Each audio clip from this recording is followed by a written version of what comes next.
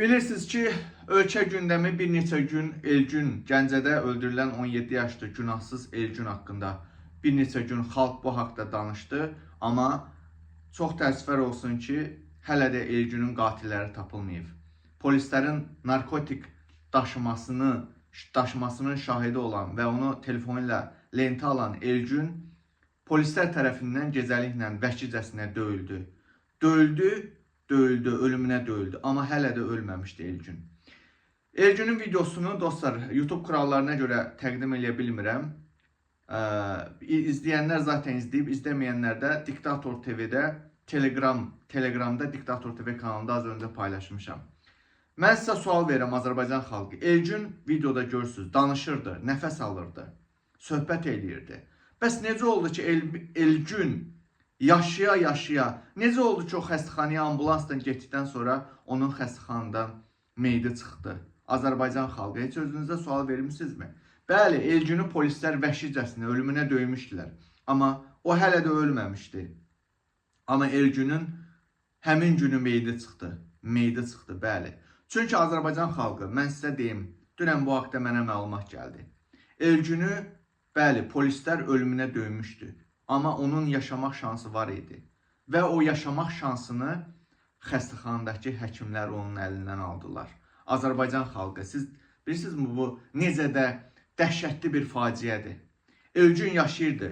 Bir daha təşkil edirəm, videonu Telegramda Diktator TV'də izləyə bilərsiniz. O danışırdı. Hətta o ambulans gəlmədən öncə o həkimlər ona sual verir da, gəldikdən sonra. O danışırdı, səs çıxarırdı. Hətta xəstəxanada qanlı o videonu mən Telegramda paylaşmışam. Orada xəstəxanada belə danışırdı. Amma onun yaşayarkən necə oldu ki, meyidi çıxdı? Məlumatı olduğu kimi çatdıram. Azərbaycan xalqı, polislərin məqsədi onu döyüb öldürmək idi.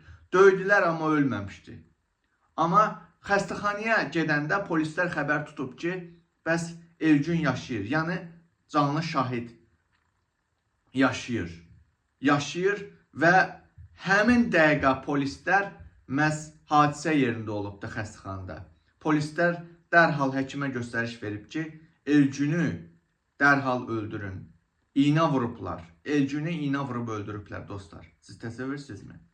Elgün bəli, çox ağır şəkildə vəhşicəsinə döyülmüşdü. Ciyəri zad da partlamışdı. Amma yenə də danışa bilirdi, yaşayırdı. Məndə olan məlumata görə. Bu tipli yəni. Amma həkimlər onun son nöqtəni orada həkimlər qoyubdu. Bəli, məsələn, o ambulans, Gəncədəki o xəstəxananın həkimləri Elgünü öldürdülər, Azərbaycan xalqı. Öldürdülər. Həkimlər polislərin göstərişi ilə şahidi aradan itirmək üçün öldürdülər. Azərbaycan xalqı sosial şəbəkələrdə iyunun 1-i saat 15:00 28 may metrosunda valideynlər miting təyin eləyibdir. Sıra sizdədir. Susma, Azərbaycan xalqı. Susduqca sıra sənin övladına gələcək. Susduqca növbəti Elgün sənin övladın olacaq Azərbaycan xalqı. Siz fikir verirmisiniz ki, bu rejim necə bir qəddar, şərəfsiz, anasının əmcəyini kəsən bir rejimdir.